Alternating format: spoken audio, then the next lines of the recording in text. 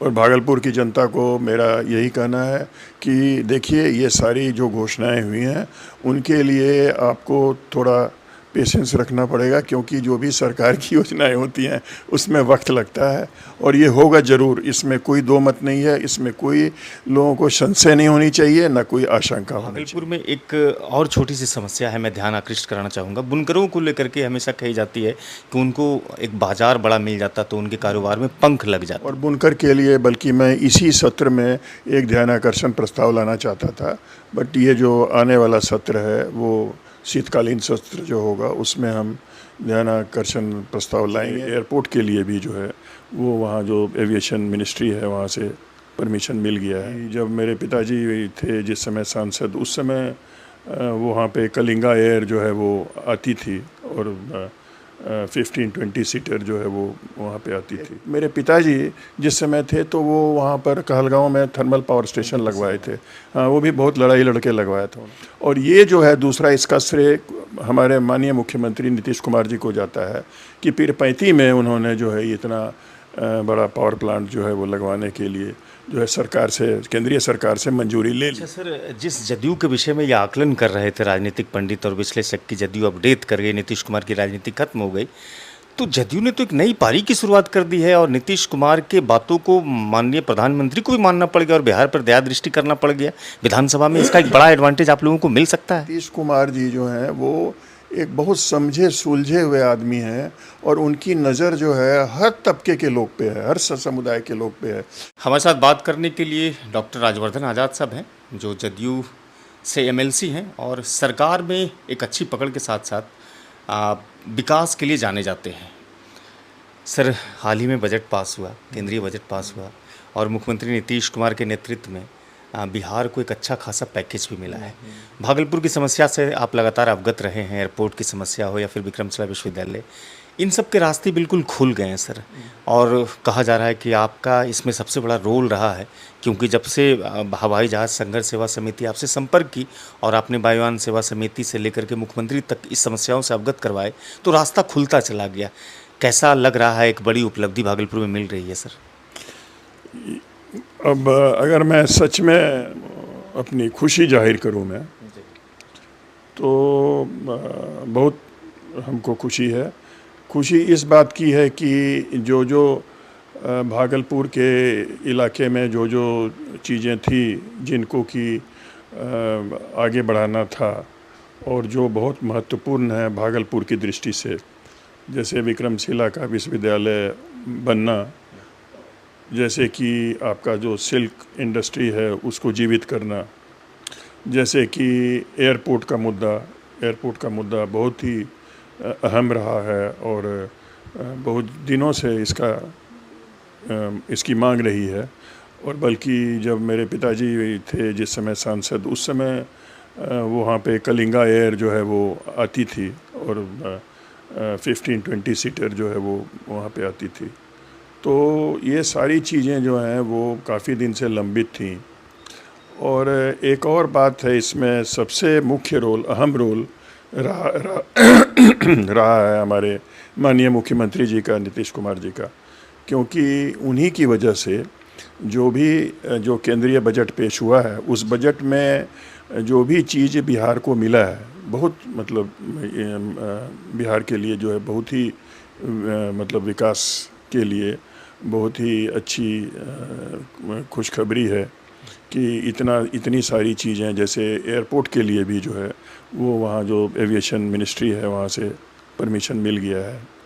इसके अलावा विक्रमशिला विश्वविद्यालय के लिए, इसके अलावा बहुत ही जो और भी क्या बोलते हैं कि इम्पोर्टेंट है, और वो है पीरपैंती में जो पावर प्लांट लग रहा है, उसका रास्ता क्लियर हो गया है। उसके लिए पैसा भी जो है केंद्र सरकार ने सैंक्शन कर दिया है। अब यही समझिए ना आपकी, एक मेरे पिताजी जिस समय थे तो वो वहाँ पर कहलगांव में थर्मल पावर स्टेशन लगवाए थे। हाँ, वो भी बहुत लड़ाई लड़के लगवाया था उन्होंने। और ये जो है दूसरा, इसका श्रेय हमारे माननीय मुख्यमंत्री नीतीश कुमार जी को जाता है कि पीरपैंती में उन्होंने जो है इतना बड़ा पावर प्लांट जो है वो लगवाने के लिए जो है सरकार से, केंद्रीय सरकार से मंजूरी ले ली है। अच्छा सर, जिस जदयू के विषय में ये आकलन कर रहे थे राजनीतिक पंडित और विश्लेषक की जदयू अपडेट कर गई, नीतीश कुमार की राजनीति खत्म हो गई, तो जदयू ने तो एक नई पारी की शुरुआत कर दी है और नीतीश कुमार के बातों को माननीय प्रधानमंत्री को भी मानना पड़ गया और बिहार पर दया दृष्टि करना पड़ गया। विधानसभा में इसका एक बड़ा एडवांटेज आप लोगों को मिल सकता है। देखिए, ऐसा है कि नीतीश कुमार जी जो हैं, उनके बारे में जो भी जो कहें, उनसे समझदार आदमी और उनसे विकासशील आदमी, उनकी हमेशा नज़र और उनकी सोच हमेशा रहती है कि बिहार को हम आगे कैसे बढ़ाएं। बहुत सारी चीज़ें हैं, और जैसे कि आप देखिए ना, महिला का जो आरक्षण है, चाहे वो मुखिया के चुनाव के लिए हो, चाहे वो सरकारी नौकरी के लिए हो, चाहे बच्चे जो बालिकाएं हैं स्कूल में उनके लिए पुस्तक के लिए हो, या उनके लिए साइकिल की योजना हो, चाहे स्टूडेंट का क्रेडिट कार्ड हो, चाहे जो है जीविका जो है, आपको पता ही होगा कि जीविका जो है, ये जीविका दीदी जो है पहले बिहार से ही वो शुरू हुआ और अब जो है केंद्रीय स्तर पे केंद्र सरकार ने उसको आजीविका करके उसको जो है पूरे देश में उसको लगाया, प्रसारित किया है। तो ये सारी चीज़ें हैं। नीतीश कुमार जी जो हैं वो एक बहुत समझे सुलझे हुए आदमी हैं, और उनकी नज़र जो है हर तबके के लोग पे है, हर समुदाय के लोग पे है, चाहे वो मुस्लिम हो, चाहे वो दलित हो, चाहे वो अति दलित हो, चाहे पिछड़ा हो, चाहे सवर्ण हो, चाहे गरीब हो, चाहे अमीर हो, सबके तरफ उनकी नज़र रहती है। पिछले हमारे हिसाब से 18-19 साल में जो उन्होंने बिहार को सेवा दी है, हमको नहीं लगता है कि आने वाले इसमें दिन में या गए हुए दिन में लोगों ने इतनी सेवा की हो बिहार के लोगों की। भागलपुर में एक और छोटी सी समस्या है, मैं ध्यान आकृष्ट कराना चाहूँगा। बुनकरों को लेकर के हमेशा कही जाती है कि उनको एक बाज़ार बड़ा मिल जाता तो उनके कारोबार में पंख लग जाती। ये चीज़ मेरे ध्यान में है, मेरे दिमाग में है, और बुनकर के लिए बल्कि मैं इसी सत्र में एक ध्यानाकर्षण प्रस्ताव लाना चाहता था, बट ये जो आने वाला सत्र है वो शीतकालीन सत्र जो होगा उसमें हम ध्यानाकर्षण प्रस्ताव लाएंगे।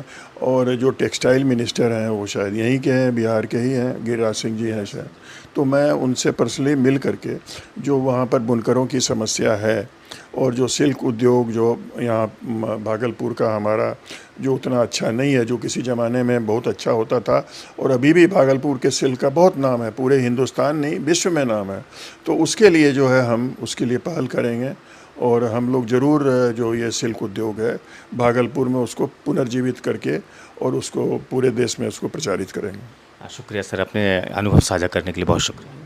बहुत बहुत धन्यवाद। और भागलपुर की जनता को मेरा यही कहना है कि देखिए, ये सारी जो घोषणाएं हुई हैं उनके लिए आपको थोड़ा पेशेंस रखना पड़ेगा, क्योंकि जो भी सरकार की योजनाएं होती हैं उसमें वक्त लगता है, और ये होगा ज़रूर, इसमें कोई दो मत नहीं है, इसमें कोई लोगों को संशय नहीं होनी चाहिए, ना कोई आशंका होनी चाहिए। डॉक्टर राजवर्धन आज़ाद साहब थे जो कह रहे थे कि भागलपुर के लोगों को बस थोड़ा सा पेशेंस की आवश्यकता है। पेशेंस रखेंगे, जितनी घोषणाएं हुए हैं ज़मीन पर उतरेगा और एयरपोर्ट भी दिखेगा, साथ ही साथ पावर प्लांट भी दिखेगा, और केंद्रीय विश्वविद्यालय जो विक्रमशिला का एक प्राचीन इतिहास रहा है वो भी आप लोगों के सामने, वो सबके सामने उपस्थित रहेगा। वीडियो अच्छी लगी हो तो साझा कीजिएगा, चैनल को भी सब्सक्राइब कीजिएगा। फेसबुक पर अगर वीडियो देखते हैं तो वहाँ आप लाइक कर सकते हैं, फॉलो कर सकते हैं। इजाज़त दीजिए, मिलते हैं दूसरे वीडियो पर। शुक्रिया।